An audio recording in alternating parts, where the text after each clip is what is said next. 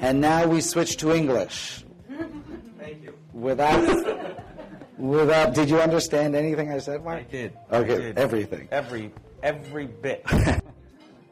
So we have the immense privilege today to host one of the most important and prolific producers in Hollywood today, therefore in the world.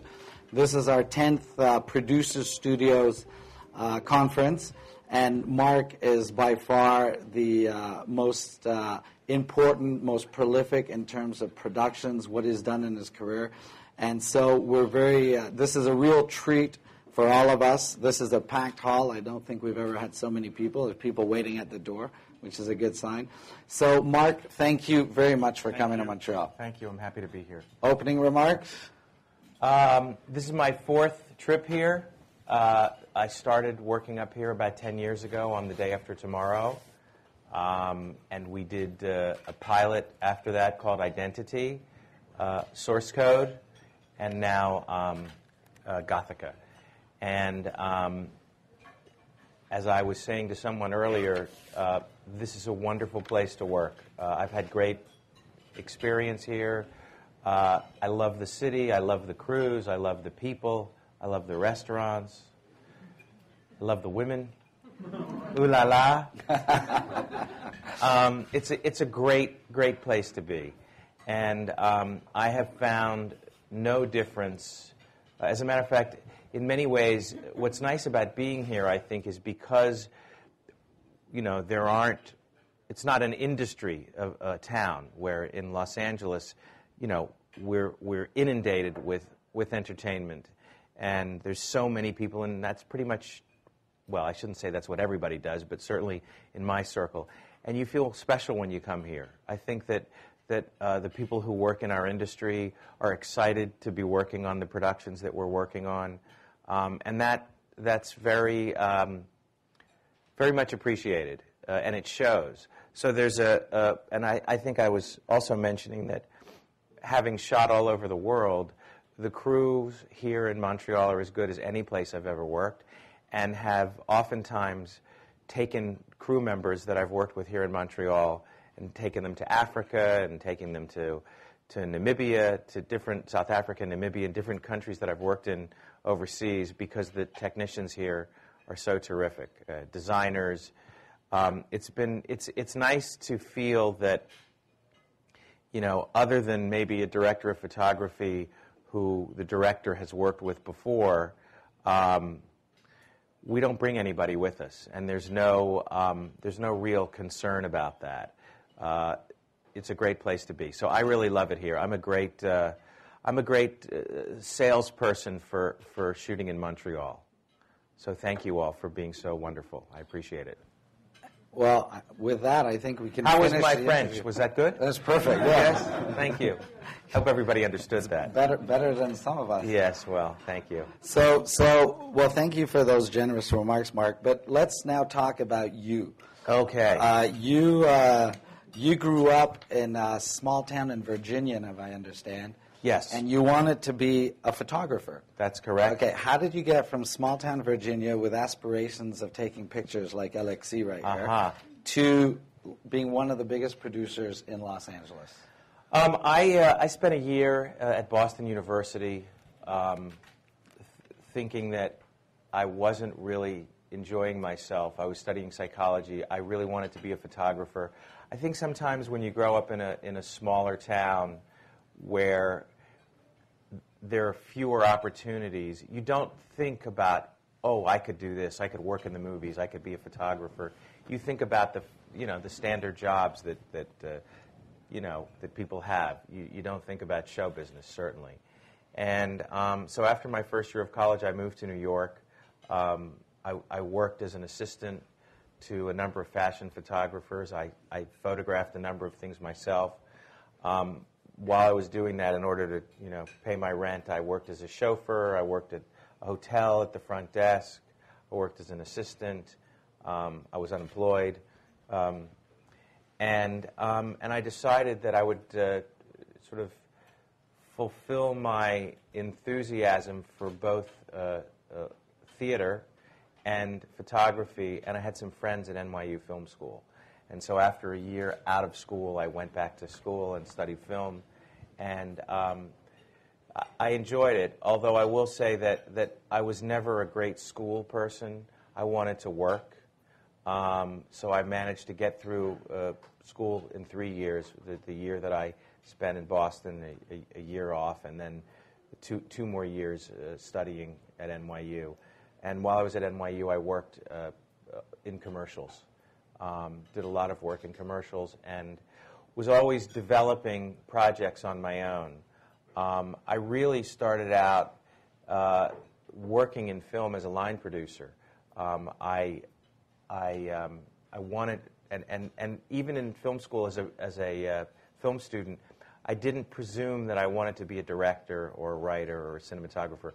I went to film school, though there was no real producing program. I went to be a producer. And why a lot of people are sort of, well, did you want to be a director? Or did you want to do something else? And for me, I could tell very quickly that that didn't come natural to me. Maybe because of my ADD, I liked, sort of focusing on many, many things. And I think one of the important things as a director is to be able to focus very clearly on detail.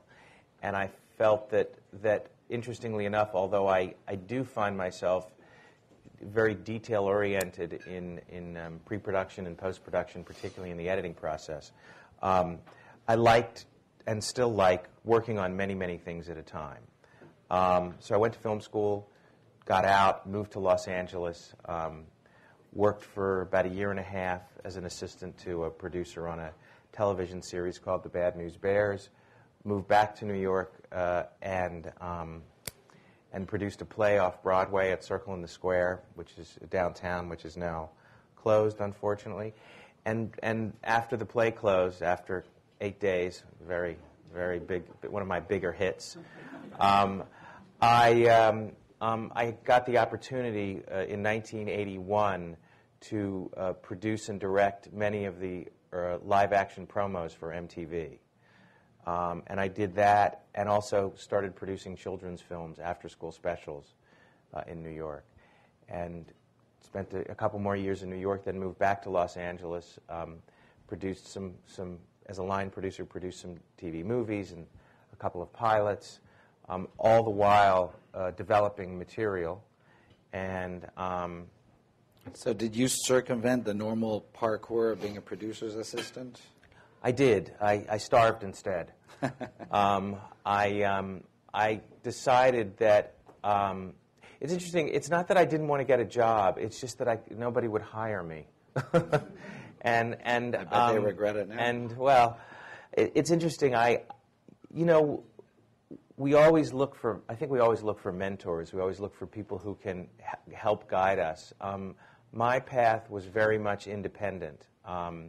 It was learning on the job and learning as I failed or succeeded. But I never worked for another producer other than those couple of years right out of college. And it was hard because I was struggling financially, and there wasn't a lot. I wasn't working all the time. But I got the opportunity to produce very, very early. And so I think that, as we know, there's a different path for everyone. My path just happened to be kind of learning on the job and doing it. And it was exciting. It was fun to be producing, although occasionally, as opposed to working as someone's assistant or working as an associate producer. So I learned very quickly. So would you say Bad News Bears was really your first incursion in production, or? No, I had worked in commercials, and so I knew production from there. And one of the great things about commercials is that because the crew is so small, generally much smaller than a regular movie or television crew, you get a chance to really learn. I don't want to say learn everyone's job, but you're certainly exposed to it. And I think this is 1976, 77. I think I was making $30 a day, 18-hour days, Hopefully the people here are better taken care of than I was, but yes, I'm glad to hear that. I was waiting for that. But it was, I was just so excited to be anywhere near a camera.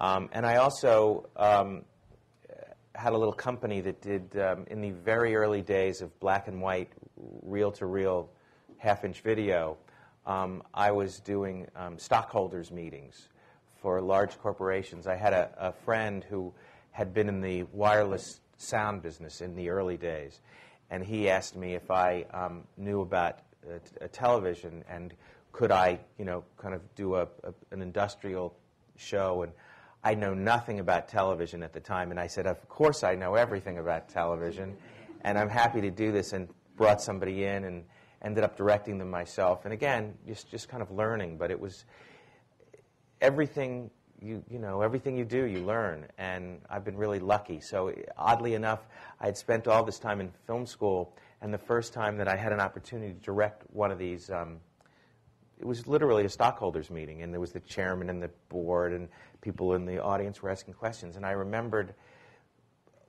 I only had 2 cameras, and I was directing as well.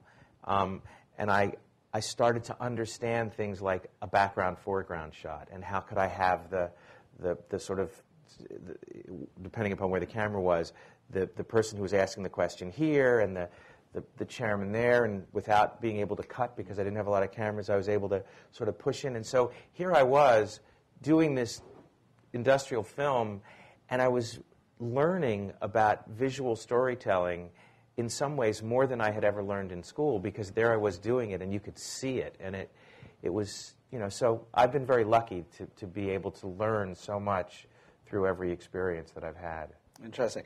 And would you say, because you still work with a lot of young people today, a lot of young people that, like you 35 years ago, come down to LA, want to get into the business, want to be successful producers. Have you found the work ethics with today's youth have changed, or are they still like you did 35 years ago, working? I think the good ones do. I think that, as everyone in this room knows, if you don't really want to do this very badly, you won't, because there are so many people who want to, and the competition is so fierce that and I'm not sure that it's healthy for your life, but as far as business and work is concerned, you have to do everything that you can.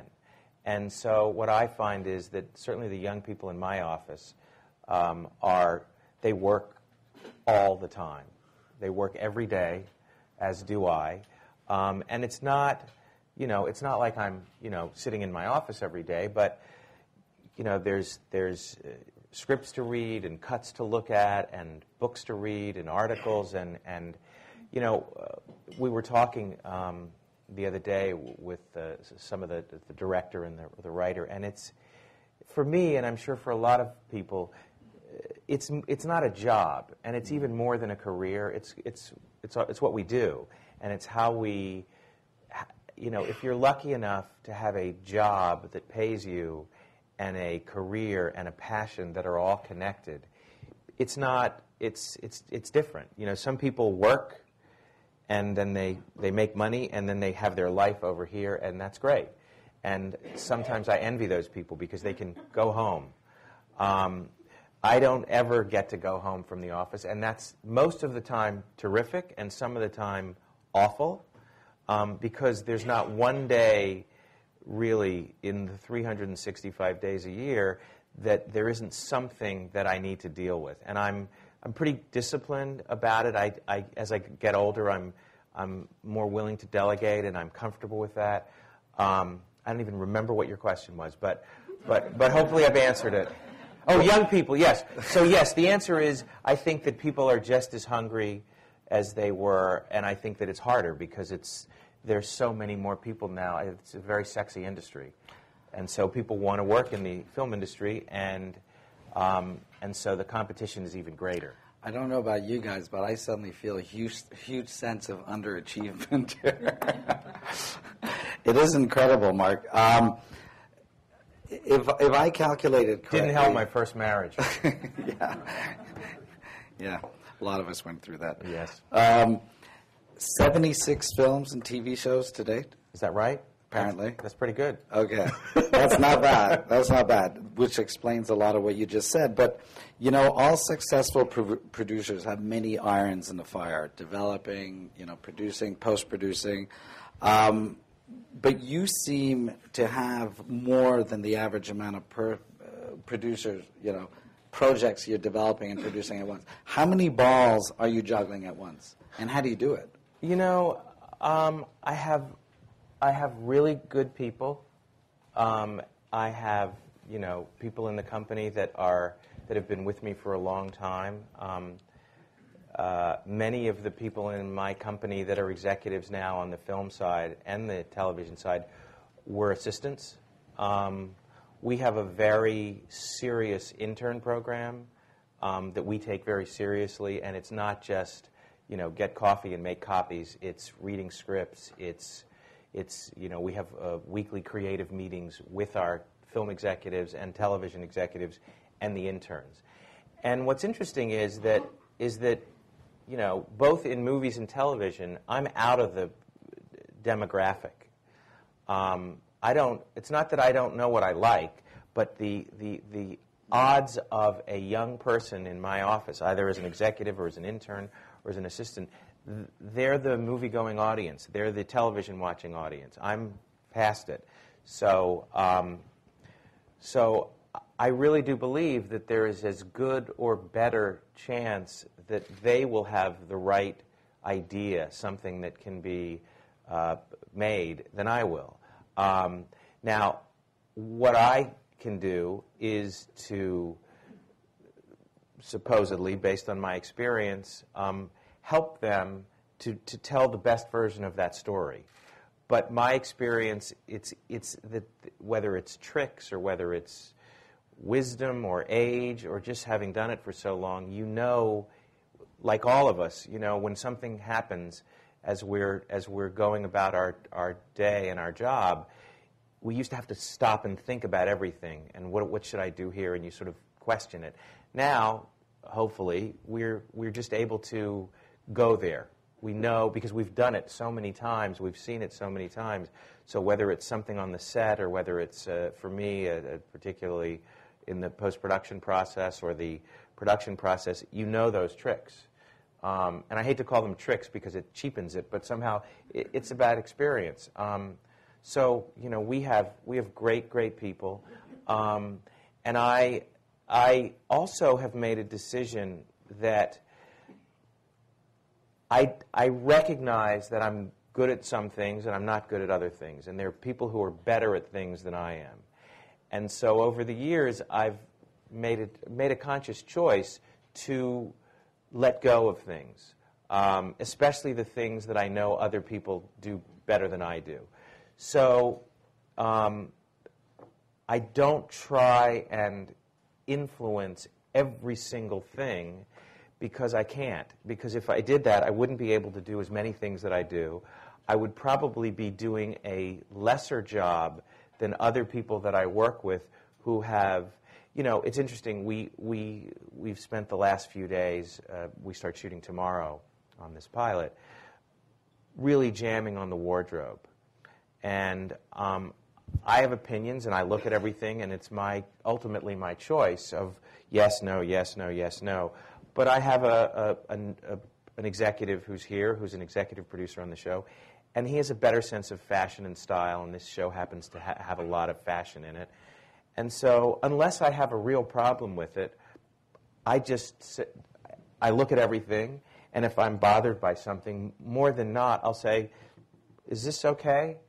And they will tell me yes or no. And if they say yes, I will allow it. In other words, I don't need to control every single thing because I don't have time, and there are people that do things better than I do. You know, sometimes I think the job of a producer is to get the best product. Sometimes that means standing on the set and not leaving the director's side.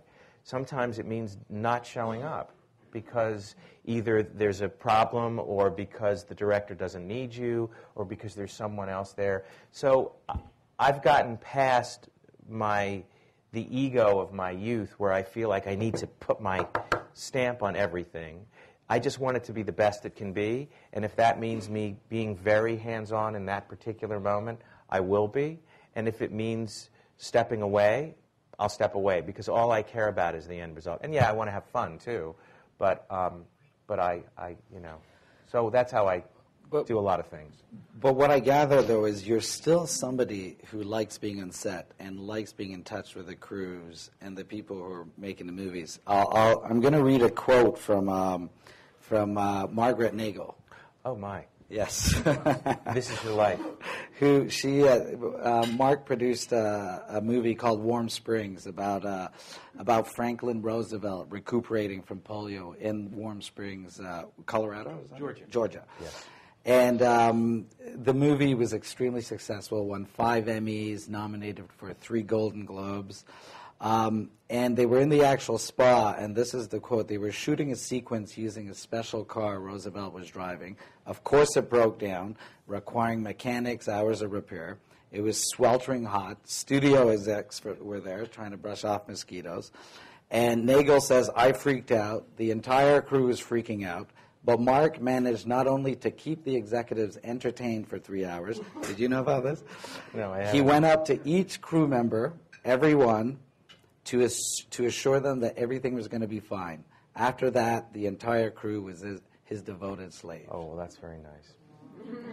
Well, I think, going back to what I said, having worked in commercials with a small crew, I work with these people every day. I was a production assistant, but I was part of the crew, and I know that the crew makes the movie, and I'm always kind of appalled when I see producers or directors unappreciative and not aggressively showing their appreciation to the crew, because they're making the movie. I may think I'm making the movie, the crew is making the movie. And so, and I happen to like people, and I'm interested in what they do, and I do like being on set and talking to people and hearing about what they're doing. And I think that, like all of us, yes, we want to make money and we want to be successful, but we want to be appreciated. And so when people are appreciated, they do better work. And I'd like to believe that it's not calculated. I just happen to enjoy people. Right. But it does make a difference when people feel like you appreciate the work that they're doing. I've been on sets where the crew has felt unappreciated, and it's not a good thing. I mean, it's not that people aren't professional. Everybody's going to do their job because that's what they're there for, and they're paid to do that.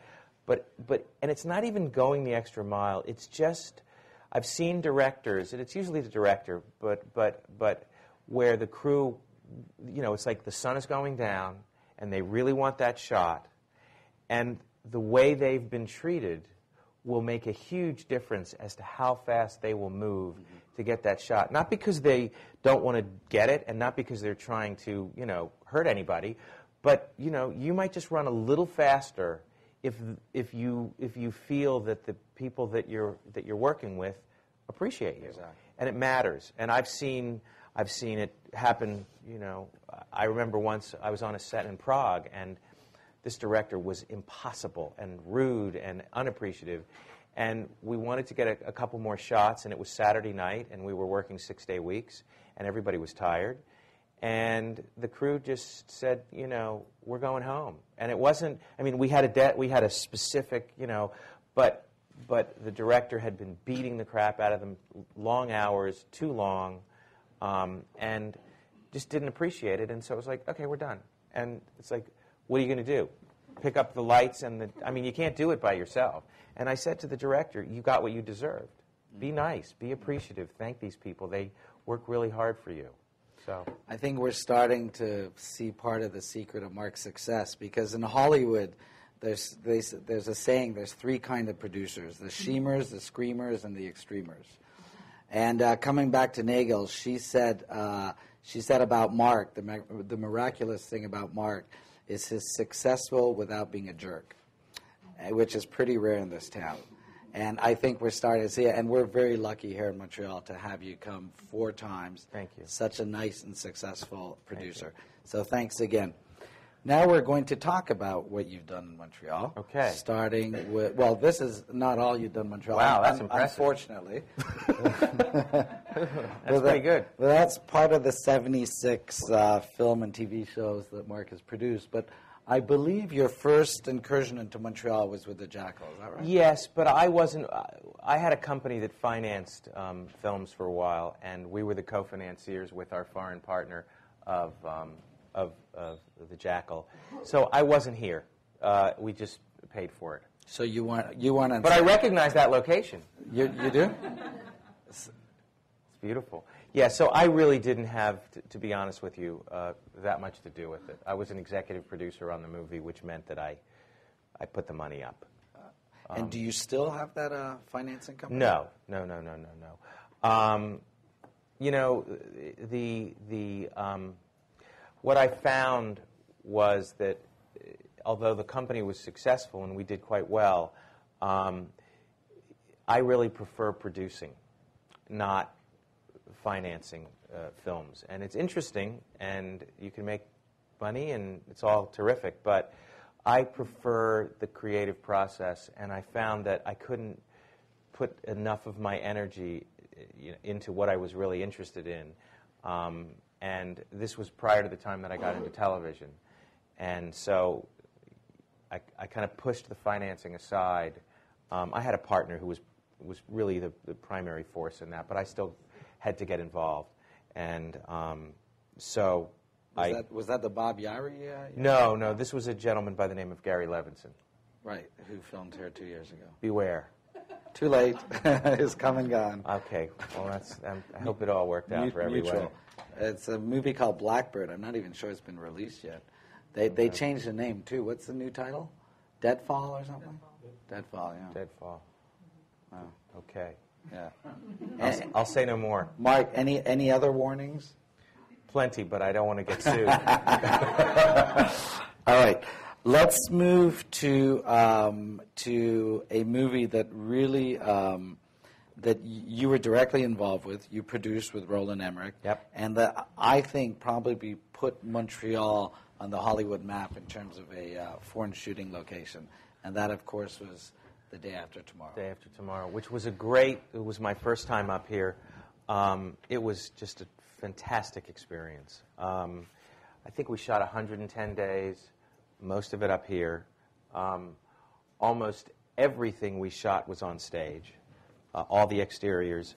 I think we spent about $4 million on fake snow. It was huge. We built all our sets and shot everything on stage, and it was really the first experience that I had up here, and found it to be. It was the reason that I kept coming back, because, as I said before, the crew was great. The stage space here is fantastic. Mel and Michelle they're characters, aren't they? Ooh la la. No, but I like them. But they're funny guys. But this so was polite. Listen. They were nice to me, but what was great was they were relatively new, and they were I think they were maybe even the second stage hadn't been built yet. I'm not sure. I can't remember, but 2003. It was 10 years ago, so 2003. Yeah, was the second stage built? The second, was it? I can't remember. Anyway, but the point is that it was great. The offices were great. The stages were great. Tina, Tina Contos, who was our production manager, she was on that. We have her on this project as well. We just had really good people. Our costume designer was from Montreal, who we've used, all over the world. And now I'm going to embarrass myself. It's Tina might know. Pardon me? Yes, Renee. She's so phenomenal, and I've worked with her multiple times since then. So I found people that I wanted to continue working with here, and And it really was a terrific experience. And actually, the art director on Day After Tomorrow is the production designer on our show now, Claude. Wonderful guy. Claude Paris. Yes, very humble. Yeah. He's a character. Yeah. He is a character, but I love working with him. Am I right? No, he has very strong opinions, but the thing is that you know, I don't want somebody who's just going to do what I want. I want them to do. I want to be challenged. I want people to do their best work, and he's doing an amazing job. And he was a great art director. We're glad to be able to keep him in town because he's always being solicited. Yeah, abroad. he's great. Yeah. He's great. Yeah. Now this we did in New York. This shot here. So that's not Montreal for New York? No, that's New York for New York. You sure? I think so. I'm pretty sure. Yes. Anybody here working the Day After Tomorrow? No, that was definitely New York. Do you remember where you weren't on the set though? This is New York. All right. Ha! You can't fool me. But Roland, you've done what, 5 movies with Roland? 4 movies with Roland, yes. 4. And was it? And he was just up here. That's right. As you know. Last year. Yeah. Oh yeah. Do we ever? And was there any talk of you producing White House Down with him? No, there was somebody else brought it to him, and he said, do you want to do this? And I said, you have enough producers. There's plenty of people, and I was busy, and so we have a couple things we're getting ready to do together next, if all goes well. I want to come back to which would be done in Montreal. I don't know what it is yet, but it's actually the story of King Tut. If we can figure out how to make Egypt in Montreal, I would be thrilled. If we could do the Mummy 3, we can. Maybe we can do the interiors here. Absolutely. But you just said you're busy. I want to come back to you're busy. So you have what, a dozen projects going on at once in development? Well, we have like 50. 50. I mean, there's probably 50 just in movies, but they're not all at the same stage. We have projects that are we have probably 3 or 4 films that were greenlit pending director and cast. Okay. So we're doing one with Regency. We're doing one with a foreign sales company, QED. We have a couple of small independents, one with Fox. And then there's, the next level down where they're getting close. The scripts are almost done. We're hoping that the next step will be putting a director on that project. Some with directors already on it. Some that are 10, 12 years old that I'm still trying to get made. And then in television, we'll on average develop about 12 network scripts a year. And we have a project. It's interesting. In television, it's a very odd thing having come from movies. Where movies, you have a script that you love, and you just keep trying to get it made. I do. I think most producers do. In television, you develop all these scripts for the network, and if they don't get picked up to pilot, they're like put in a trash bin. It's very odd because just because they weren't made doesn't mean they're not really good. We have a couple of projects, one which we're doing with a company called Sonar, and they shoot a lot up here, and I suspect we'll end up shooting up here, where we're doing it, where we're selling the foreign first and then coming back to the networks. And we have the same kind of project with E1 that we're working with them on. They're terrific. Mm-hmm. I'm sure you guys have worked with them before. Yeah. And you don't think they're terrific? Oh, I saw your face kind of moving around. I couldn't tell whether that was a good this or a bad this. But they do obviously they do a lot of production up here. And so there's that. And so there's just a lot going on. And we don't want to overdevelop because you spread yourself too thin and you can't really do it. What I generally do is I have a handful of projects that I work on myself. But I have 3 film executives and 4 television executives, 2 in drama, 2 in comedy on the television side, 3 on the film side. And they're kind of working on things, and then I work with them. I don't work on anything by myself anymore because I want to either I want help or I want to help them. And I read everything that they're developing, but I won't always read every draft. They won't give it to me until they think that it's ready for me to read. Or if I'm really involved, because they're writers that I've come up with and have been working with for 20, 25 years, they don't want to work with. They want to work with me, and I want to work with them. And so those are projects that are particularly special to me, and I work on those myself. I also spend a lot of time, particularly on the television side, in the editing room. It's where I probably would rather be than any place else. I enjoy the post-production process, and it's so close to the script process in that it's just a different chance, a different way, another way to edit the script. But now you don't have you have to work with what you've got, and so it's even more fun in some ways because you're taking pieces and you're saying, with a script you can do anything to some extent, pending the financial difficulties, and you can put it all together. But when you've shot the film, now you've got these puzzle pieces, and you have the opportunity to say, oh, well, what if we put this here, and what if we put this here, and what if we trimmed this, and so. To me, I find that the post-production process is very much like the script process in that it's clearly about story and character, but it's also about rhythm in scripts, rhythm in editing. How does it feel?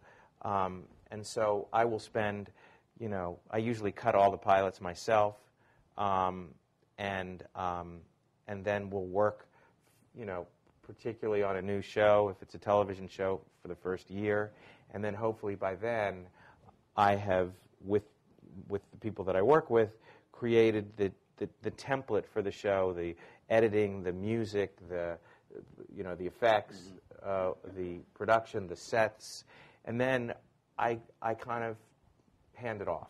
Okay. Because, again, I like creating things, but I don't want to be, standing on the set of the 8th year of Grey's Anatomy. I would blow my brains out. Yeah. It's just not my thing, and it doesn't, so I'd rather, okay, we're in good shape here. You don't need me anymore. If you need me, I'm here. I don't read every script, and I don't, look at cuts anymore because Shonda Rhimes, who created the show, is better at that job of running her show than I certainly would be. She's a great writer. She's, what she was able to do. And again, this goes back to what I said earlier. When we were doing the pilot for Grey's, I was coming up with music ideas which, frankly, were nowhere near as good as hers. And so instead of trying to get my way, I said, you know what? You have a vision for this. I don't know exactly how it's working, but it seems to be great. See you later. And not see you later out of anything other than you're so good at this. If you want my help, I'm here. I'll give you my thoughts. But you're great. Do it. Grey's Anatomy, that's ABC? Yes. And so in a series like that, because I know it's different in the States than it is in Canada, who owns the series? Is it you or the network? Well, the network owns it, and then we all have a piece of it. They own the lion's share, and we own some too.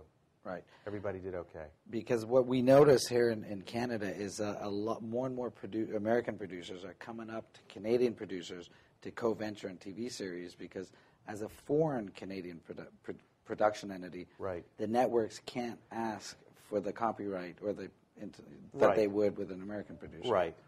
Yes. But I think that in the end, it's again, I'm not an expert, but it's less about ownership and it's more about your participation. So you could own it, but the deal that you've made with them may be so much that you're making less money. But I will say that I don't know about whether a network can own a Canadian content show. They can't. The local producer has to own it. Right. Well, that's no good for me. No. No. But I have to get a partner. But you can own part of the rights. Right. Well, that's what I was saying. You own the producer. You own the participation. But, so exactly. After the day after tomorrow, coming back to Montreal now. Yes. You produced this movie Identity. called Source Code. Was it Source Code first? No, Identity was, what was first, Source Code or Identity? Was Identity one of those pilots Yes. you were talking about that they just threw in the bin? No, well, they threw it in the bin after we made it. But they just didn't pick it up. Yeah. But I'm talking about scripts that don't get made into pilots. I can't remember which came first, Source Code or Identity? Identity, that's what I thought. And then Source Code. You're trying to trip me up here, but I'm not having it. But what I talk about Source Code? Well, yeah. Okay. Yeah. What I read was you wanted to do a movie about trains. And what is it about trains? Well, I had always been saying to my executives that I just think trains are cool. You know, I just think that there's some amazing films that have either sequences that have been shot on trains, or the great John Frankenheimer movie The Train, or Murder on the Orient Express, which we're actually remaking with Fox as a new kind of new way of doing it. So I just think the trains are romantic and sexy and scary and fun, and I always loved trains as a kid. I think traveling on a train can be really terrific. As a matter of fact, I took a trip a few years ago with two of my children. We went from Vancouver to, is it Jasper, Alberta? Mm-hmm. And we took the overnight train, and it was great. We had a blast. So one of my executives came in with this script Source Code, and this is one of these things where I didn't get the movie at first. I'm like, I don't get it. And he goes, it's, and he said, well, no, it's going to be this and be this. I said, well, okay. I'm not saying it's bad. I just don't get it. He said, no, you got to trust me on this. And so he developed another draft, and I went, I don't get it. I couldn't. I'm not a science fiction person. And I just was like, my head was hurting. I was going, he goes back and he goes back, and he says, I just don't get it. It's not my thing. And then he did another draft, and I said, oh, I get it. I said, but now we have to do this, and this. Because once I was able to actually understand the movie, which took a couple of drafts, I'm sure it wasn't his fault. I was probably an idiot. But I was able to help, I think, make it better. Make it, the concept, it was a cool idea, but without characters that you fall in love with. And I wasn't understanding, I wasn't emotionally connected to how we were going to have these people fall in love in 8 minutes and then start all over again in 8 minutes. And that was what I focused on. But I couldn't understand the movie at first. But there you go. There was this young executive who got it, thank God for me, and we made the movie. And we wanted to make it very economically. We only had one train car, but we in most of the action takes place in the one car. But we would, changed it out and put a return so that we could make it feel like there were multiple cars. This shot actually is a shot that train station. Train station. You guys did that, right? Yeah, we built it. Yeah, but it's also, there's a lot of visual effects in the shot as well, the background, and there's the green screen. Is there a you can see that it's kind of big old thing. There's the end of the train, Well, two questions. First, what made you decide? Because that's the type of movie that really could have been done a lot of places. Right. Was it your decision or Koch's decision? No, he hadn't shot here before. I said, frankly, I always say, let's go to Montreal. Can we shoot it in Montreal? Look, the tax advantage is huge. I mean, that's what makes the difference. It's, I feel guilty taking production out of the United States. That's where I live. That's where I pay taxes. And but they're not getting it. I mean, and I didn't want to go to. I think we looked at, as one always does. Well, where should we shoot this movie? Should we shoot it in Montreal? Should we shoot it in New Orleans? Should we shoot it in Bulgaria? I mean, because it was all mostly on stage, so you really could, with a small cast, so you could really go anywhere. And I think what we decided was that this was the place to shoot, based on the crew, based on the tax incentive. Don't let them change that tax incentive. We won't. The fact that there were good actors here. I have a good. I've cast really good actors in Montreal. So again, it's tougher when you're in Bulgaria. So there's all these factors that mattered. Great visual effects company in Montreal. Well, there we go. Speaking of visual effects, who did your visual effects here? We had 2 or 3 companies. Most of it was you guys, obviously. Did you all do this shot? We did this one. It's Alex's shot, actually. I did it. He did it. Yeah. This was a great shot, and it was a very easy. We live in this world now where you can send things through the computer lines, and I don't really understand it, but you don't have to be in the same place. And we were able to. We had a really good visual effects supervisor here in Montreal who worked with us, who did a terrific job. But we were, getting the material in L.A., looking at it on a high-resolution monitor, and it was great.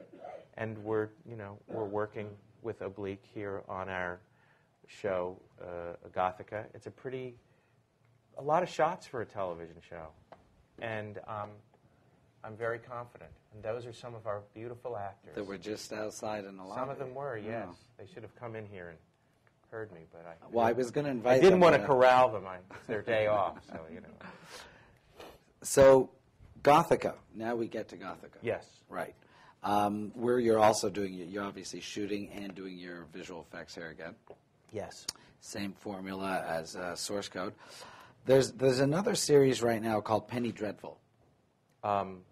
I've heard of it. I don't know anything about it. It's also classic horror characters. Right. But I was just wondering, if where this. I mean, the idea of getting Dracula and Victor Frankenstein and Dorian Gray, it just seems like a no-brainer. Why hasn't anyone done it before? Because they are not me. I don't know. It's interesting. Everything's been done. I mean, everything. There's been a version of everything, and this is really what we tried to do. In this was to take the mythology of these characters and totally turn it around so that this isn't particularly scary. It's a soap. It's about these, characters who happen to be named Dracula and Van Helsing and so on, with no nod to the past necessarily, except for maybe the Dracula character. And Melissa George is Dracula. And so we do have Frankenstein raising someone from the dead, but it's his own child who died, and he couldn't save her. So it's a much more emotional. It's not a scary show as much as it is a family soap. And we shot in Montreal because I always want to come to Montreal. I always want to come to Montreal. I almost said Toronto there. But that's where I met my ex-wife, and so too bad for them, because I'm not going back there. So that's another story. But there was the great thing about Montreal, when you as far as locations, is you have these wonderful old streets and these old buildings, and you have beautiful modern architecture, and so. Again, and great stages and a great crew and good restaurants, and people like to be here. Gets a little cold, as you know, but that's okay. We brought our coats with us. And it's been, I shouldn't say it, but so far so good. Yeah. Weather's been nice. But, I knew that we would find everything that we wanted. And so what we're doing in this show is, and it's fun, we are creating a fictionalized city called Gothica. It will be 90% real and 10% almost imperceptibly, what is that? So it's not that it's futuristic, but a lot of, I said to the director and the writer before we started, I said, this will be a show about sky replacement. We have more sky replacement shots because every time we're outside, I want to feel like I'm in a different place, just a slightly heightened world. So we're taking buildings and we're extending them 20 stories, and we're taking old buildings and we're adding new buildings, and we're taking elements from cities all over the world and we're kind of combining them to create this, I don't want to say fairy tale because it's not Once Upon a Time, but this kind of slightly mythical city where, like many older cities, we have 5 families who founded this city, the Van Helsings, the Draculas, the Frankensteins, the Greys, as in Dorian Gray, and who was it? The other one. And the Rabinowitzes, the Jewish family who came over. They were scary. Exactly. They were the tailors. Everybody needs clothes. I can't remember the 5th family. Let's see, Van Helsing. Poes? No, Van Helsing, Gray. And Jekylls. Ah, yeah. Yes. So we have Victor Frankenstein, we have Dorian Gray, we have Grace Van Helsing. We'll have other interesting characters from, fairy tales and Gothic literature. So Sounds like you guys are going to have a fun time. I got a lot of shots. Yeah. Questions? Yes, sir. Furtado from Technicolor. In regards to Gothica, is the intention to shoot the series? Can everybody hear it? Because we have a mic. Is that We better? don't know yet where we're going to shoot the series. Depends on the actors. It depends on. I'd like to shoot it here. I asked because 0 Hour was shot here, the pilot. I'm sorry. Yeah, it went there when it went to New York. 2 episodes. Now, did they move the show to New York? Yeah, that's why it got canceled. Yeah. Okay. Yeah, they did actually. The actor Oh, went to work there. was in his New York. deal. Yeah. Wow. I wish that's why it got canceled. Yeah, but the producer didn't love Montreal. Exactly. He met his ex-wife here, so. Exactly. Next question. Ian Whitehead from Incendo. Hi. Can everybody hear me? Take the mic. It's out. Hello. I was just wondering how much of your TV development is in response to network sort of intentions, or do you bring fresh ideas to them? I would say both. The thing is, they say they want something and then they don't want it. So, for example, last year on the comedy side, all anybody wanted to buy was, girl half-hour palsy shows, the New Girl. So we developed a bunch of those, and, they didn't pick up any this year. So you don't know. I mean, I try to make what I want and hope that somebody else likes it, as opposed to be a slave to what I think people want. But, if the network look, Grey's Anatomy we had developed a show that year with Shonda, the year before. It was a great show about female war correspondents. They almost made the pilot. They didn't. We're actually making it as a movie after 10 years. And the next year, we went in and pitched a bunch of things, and no, we don't like it. And we said, well, what do you want? And they said, well, could you come up with a medical show? All right, We came up with a medical show. So they asked us for one, we gave it to them, and we just happened to get a great one. So it's Was Criminal Minds both. the same type of thing? No, Criminal Minds was an idea that this young writer brought us. He had never worked in television before, and he was a fascinated and obsessed with serial criminals, which I had no interest in whatsoever. I mean, that's the kind of fun of it, is that you don't have to, I don't need to have the passion about the material on every single thing I do, because there's passion in art and there's craft.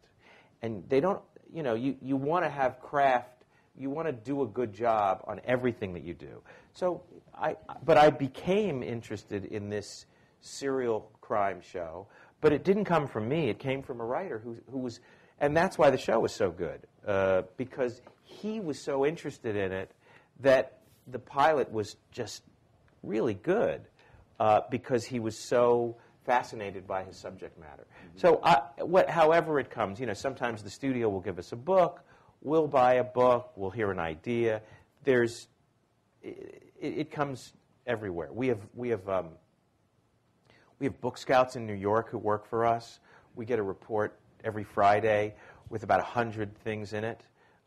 This book is coming out. That book is coming out. You know, we've just bought a couple books in the last couple of months. One of them was a Harlan Coben sort of pulp novel that we're doing with Hugh Jackman, who will be up here in about 3 weeks. And one of them is a big, we hope, YA novel. It's a little bit like Hunger Games that we're doing with Columbia Pictures Sony, that will be published in June. So we just find things everywhere. We bought an article from New York Magazine last year called Sex Diaries that we developed for ABC that they didn't pick up, and now somebody else wants it. So whatever, you know, whatever's interesting, we'll take it from wherever it comes from. Sam Coppola. Hi. Hello. Like you said, you consider always Montreal whenever you're making a decision. Has Montreal been considered and lost out?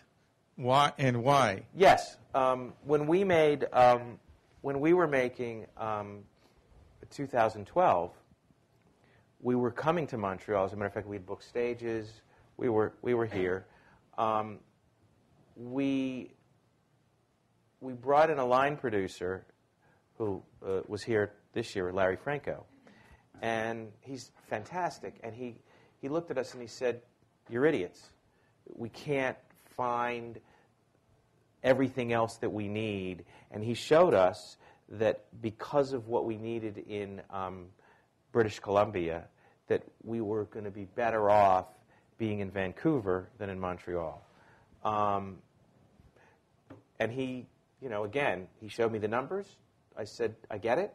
Okay, you think we need to move? We'll move." We never got here, but we were coming. And we were coming because we wanted to be here, probably to a fault. We didn't come. The tax credit, you said? No. It was locations. Oh. We needed certain kind of locations that we couldn't find here, or they weren't as good, and we were going to have to travel less far, and therefore all the costs that would have been incurred were going to be greater here. Well, starting with the Himalayas. Yes.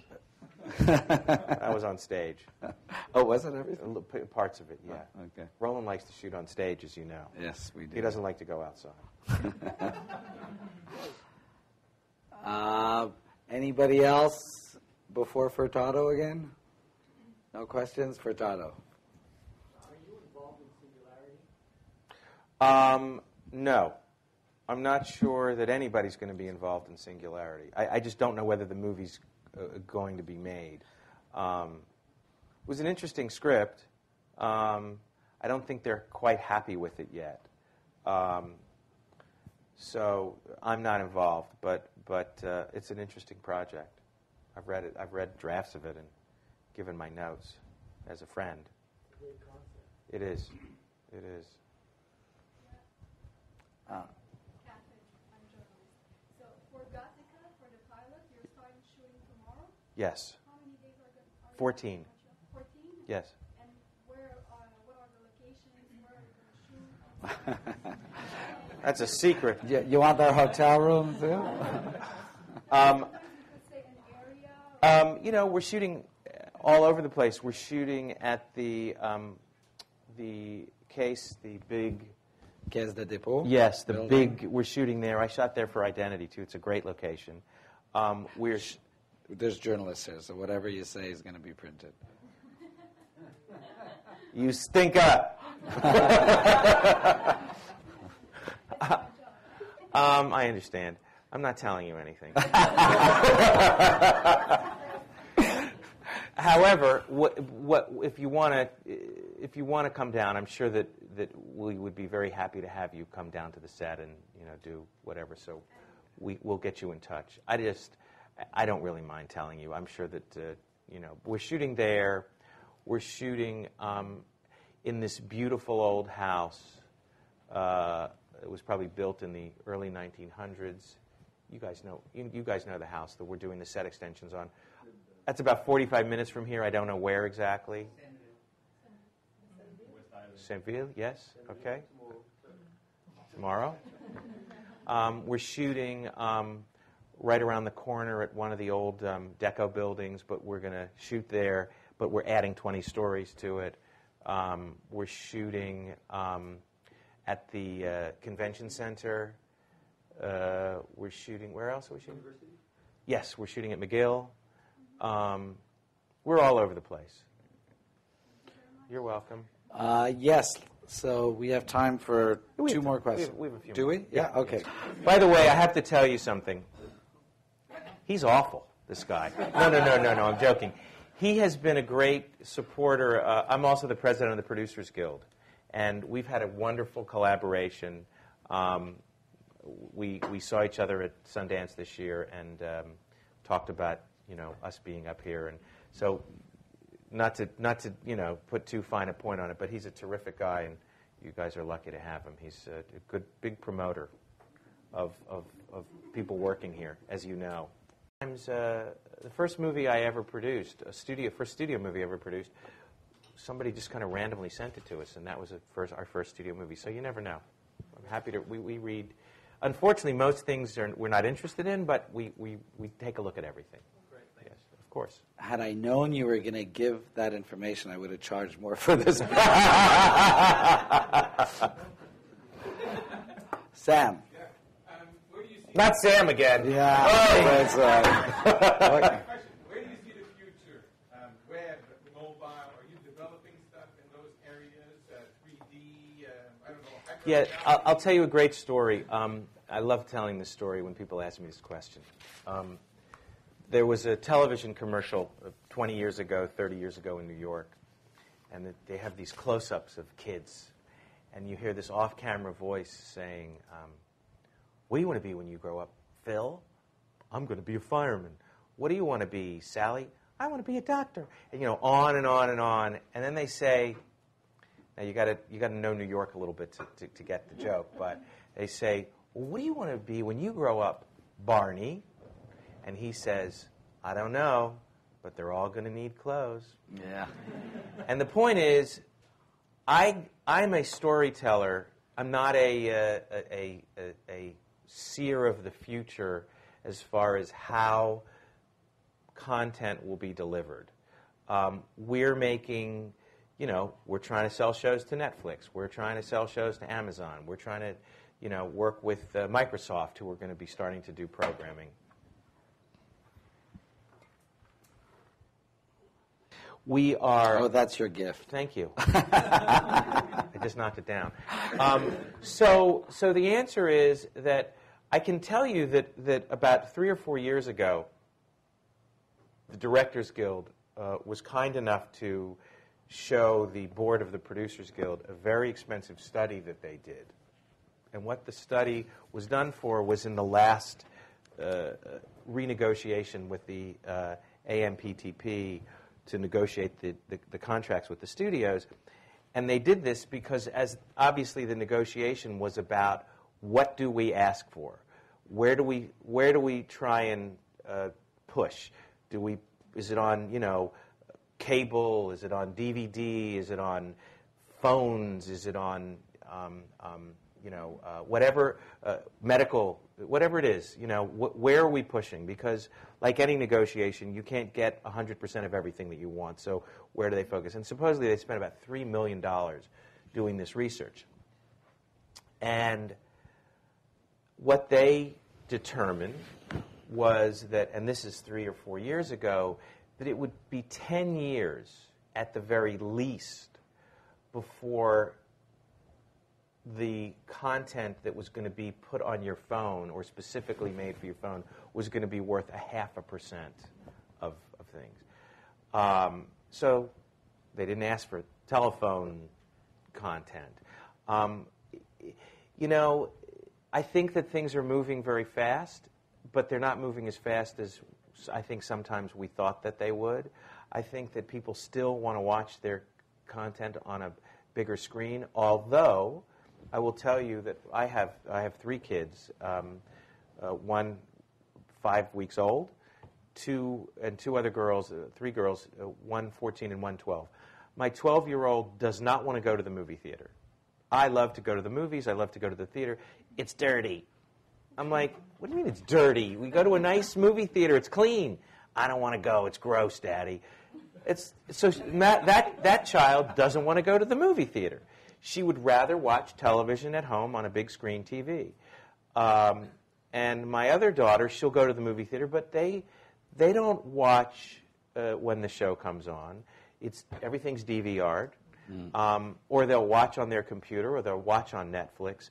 So I think that, it's the idea of watching something on a little thing like this is appalling to me. But there's certain kinds of content that, comedy works great on a small screen because it's not visual particularly.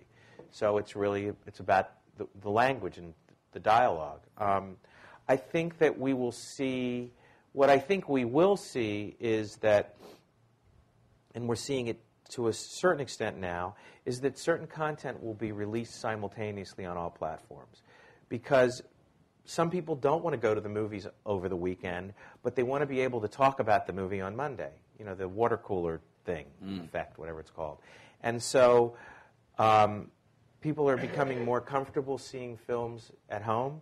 Their screens are getting bigger. The quality is getting bigger. It's cheaper because you can load up and pay $20 or whatever it is, pay-per-view, or download it, and everybody can watch it, and you can stay home. I mean, when you think about the cost of going out to dinner and a movie with a family, it's insane. I mean, it's expensive, and when you can stay home and watch the movie and make your own popcorn and not pay $6 for a tub of popcorn and go out to dinner and but there will still be movies. And I mean, I kind of think of it like Broadway a little bit. If you go to the theater, there's off-Broadway, which are independent films, and then you have huge extravaganzas. There's certain things like Life of Pi or The Matrix or a James Cameron movie that is so visual that you're going to want to see it on a big screen. And that's why you're seeing more movies that are made that are expensive and large, because that's the movie business. The television, can be more intimate. But you're also seeing, I'm sure you've read that this Netflix series that House of Cards, they spend $4 million an episode or more. And I'll also tell you that even on an average network television show, they look great. They look as good as most of the movies that you see. So, the level of quality is good, and more people are interested. Interestingly enough, they're more interested in television oftentimes than movies because there's more interesting things to watch on television, and people are engaged in a serialized story where they can follow characters and have 100 hours, 200 hours with them instead of 2, or with a sequel 4 or 6 or 8. So but I'm just making clothes. They all need clothes. That's me. I'm the clothes maker. Mark the tailor. That's me. Well, the uncle. And on that note, Mark, I have to let these people get back to work. But Mark's going to be sticking around for a couple of minutes afterwards. You. Yes. So no, I thank you for being so generous with your comments, your advice, your experience. I think really we all agree this is by far the best panelists we've ever Oh, had. well, So, thank you. I appreciate it. Thank you. and a little token of our appreciation, Quebec ice wine. Don't drink it all Yeah. at once, all right? I will drink it with my partners. Thank you again, Mark. Thank you all Merci. very much. I really enjoyed it.